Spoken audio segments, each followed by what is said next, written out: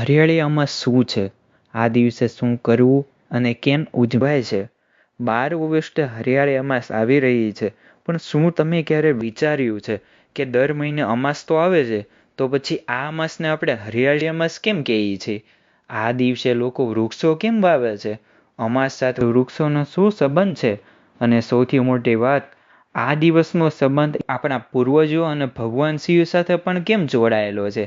આજે આપણે હરિયાળી અમાસની આખી વાત એકદમ સરળ ભાષામાં જાણીશું. અને વિડીયોના અંતમાં હું તમને એ પણ જણાવીશ કે અમાસના દિવસે તમે એવું શું કરી શકો કે જે ખૂબ સરળ છે અને આ દિવસની ભાવના સાથે પણ જોડાયેલું છે. તો ચાલો શરૂ કરીએ એકદમ મૂળ વાતથી. સૌથી પહેલાં, હરિયાળી અમાસ એટલે શું? હરિયાળી અમાસ એટલે શ્રાવણ મહિનાની અમાસ. આ સમય ચોમાસાનો હોય છે. વરસાદ પડ્યા પછી જે જમીન થોડા સમય માટે પહેલાં સૂકી દેખાતી હતી, એ જમીન ફરી લીલી થવા લાગે છે. વૃક્ષો પર નવા પાંદડા આવે છે, ખેતરોમાં લીલોતરી જોવા મળે છે અને ચારે બાજુ હરિયાળી દેખાવા લાગે છે. એટલે આપણે આ અમાસને હરિયાળી અમાસ કહીએ છીએ. પણ માત્ર હરિયાળી થતી હતી એટલે આ દિવસને આટલું મહત્ત્વ કેમ મળ્યું? એ સમજવા માટે આપણે થોડુંક પાછળ જવું પડશે.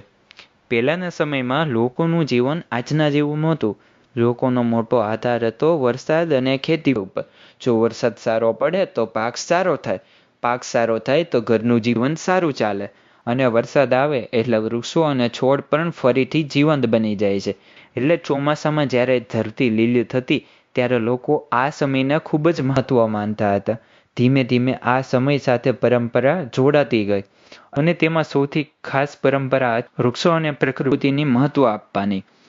પણ હવે સવાલ એ છે, આ દિવસે વૃક્ષો વાવવાની પરંપરા ખરેખર કેમ હોય છે?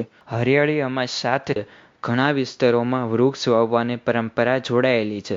કેટલાક લોકો આ દિવસે પોતાનું ઘરે છોડ વાવે છે, કેટલાક લોકો મંદિર કે જાહેર જગ્યાએ વૃક્ષ વાવે છે, અને કેટલાક લોકો પહેલેથી આવેલા વૃક્ષોની પૂજા કરે છે. આ વાત પાછળ એક સરળ વિચાર છે. વૃક્ષ હશે તો વરસાદ, છાંયો, ફળ, લાકડું અને જીવન માટે જરૂરી વસ્તુઓ પણ મળશે. પહેલાંના સમયમાં લોકો પ્રકૃતિ ઉપર વધારે નિર્ભર રહેતા હતા, એટલે વૃક્ષને માત્ર છોડ તરીકે નહીં, જીવનનો ભાગ માનવામાં આવતો હતો. અને કદાચ એટલે જ વૃક્ષ વાવવાનું કામ તહેવાર સાથે જોડાયેલું છે. પણ હરિયાળી અમાસની વાત અહીં પૂરી થતી નથી, કારણ કે અમાસનો સંબંધ બીજી એક જૂની પરંપરા સાથે પણ જોડાયેલો છે. આપણા ઘરમાં વડીલો અમાસના દિવસે પૂર્વજોને યાદ કરતા હોય તેવું તમે સાંભળ્યું હશે. પૂર્વજ એટલે આપણા પરિવારના જે લોકો જે હવે અત્યારે આપણી વચ્ચે નથી. અમાસની તિથિ સાથે ઘણા પરિવારોમાં પૂર્વજોને યાદ કરવાની પરંપરા છે. કોઈ તેમના નામે દાન કરે છે, કોઈ પ્રાર્થના કરે છે, તો કોઈ પોતાની પરંપરા પ્રમાણે બીજી ધાર્મિક રીત કરે છે. એટલે હરિયાળી અમાસ એક તરફ આપણે પ્રકૃતિને પણ યાદ કરીએ છીએ અને બીજી બાજુ આપણા પૂર્વજોને પણ યાદ કરીએ છીએ. પરંતુ આ બધાની વચ્ચે ભગવાન શિવ ક્યાં આવે છે, અને એ પણ ખૂબ જ રસપ્રદ છે. હરિયાળી અમાસ શ્રાવણ મહિનામાં આવે છે, અને શ્રાવણ મહિનો ભગવાન શિવની ભક્તિ માટે જ ખાસ માનવામાં આવે છે.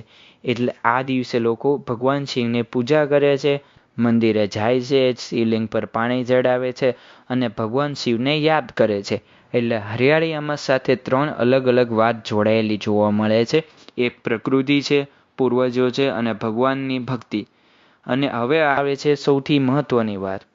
આ 12 ઓગસ્ટે તમે હરિયાળી અમાસ તરીકે કેમ ઉજવી શકો?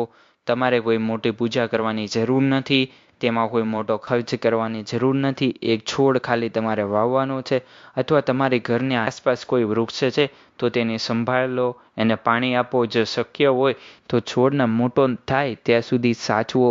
કારણ કે હરિયાળીમાં સૌથી સુંદર સંદેશ એ જ છે કે આપણે પ્રકૃતિને આપણે ઘણું બધું મહત્ત્વ આપી.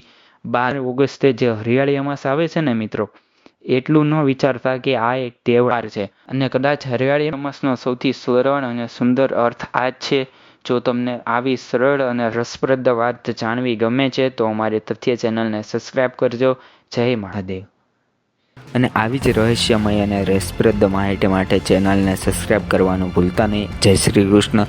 તથ્ય ચેનલથી આપને જય સ્વામિનારાયણ.